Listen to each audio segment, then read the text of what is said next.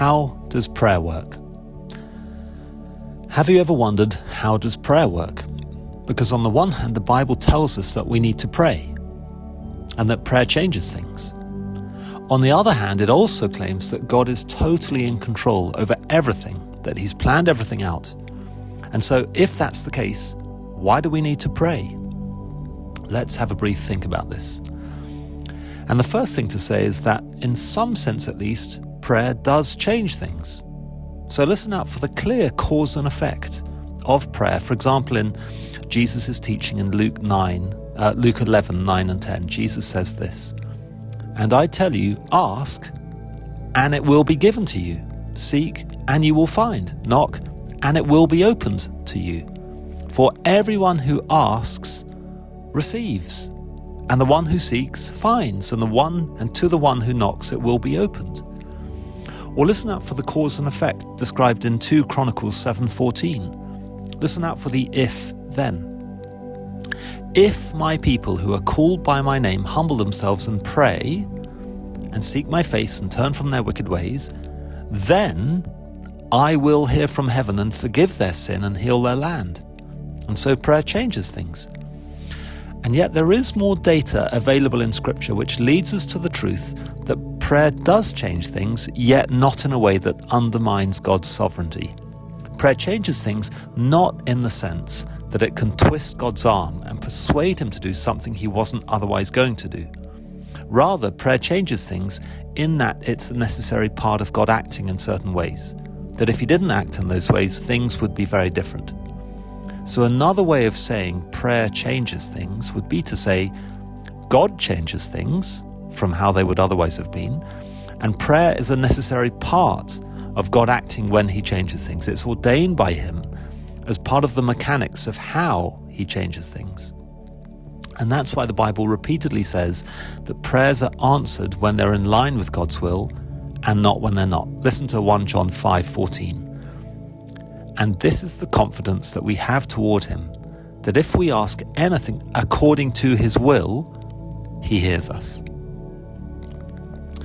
But sometimes, from a human perspective, it does look like prayer did make God change His mind, almost twist His arm.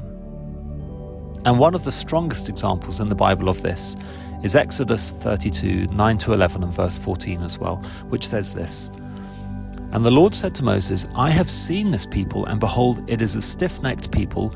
Now therefore let me alone, that my wrath may burn hot against them, and I may consume them, in order that I may make a great nation of you.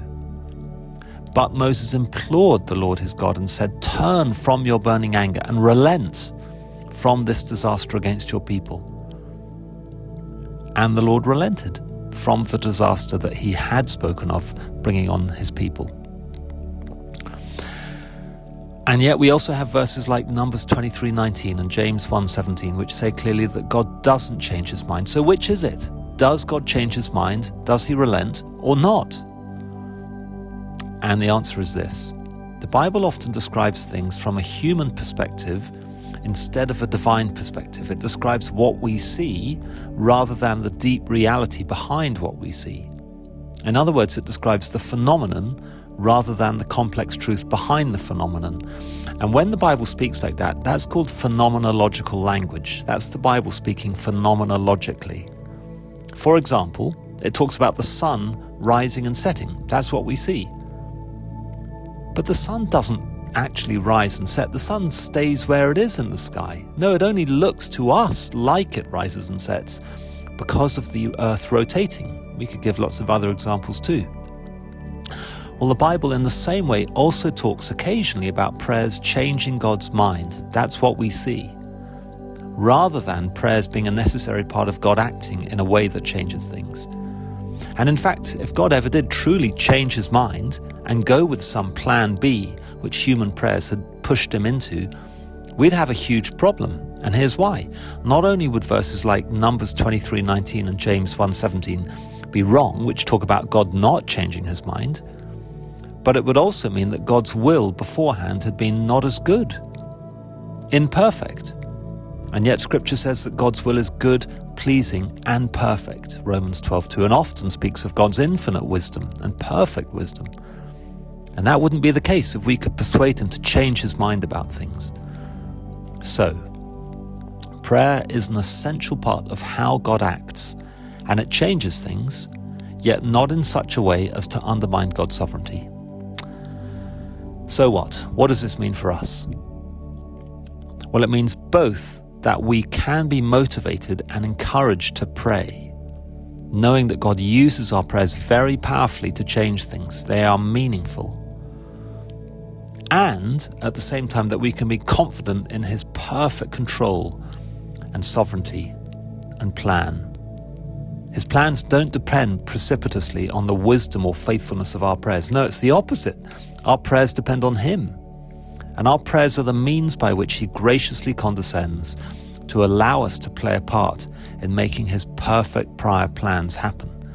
And so we can pray joyfully and still urgently, knowing that he has ordained those prayers and uses them to bring about amazing things.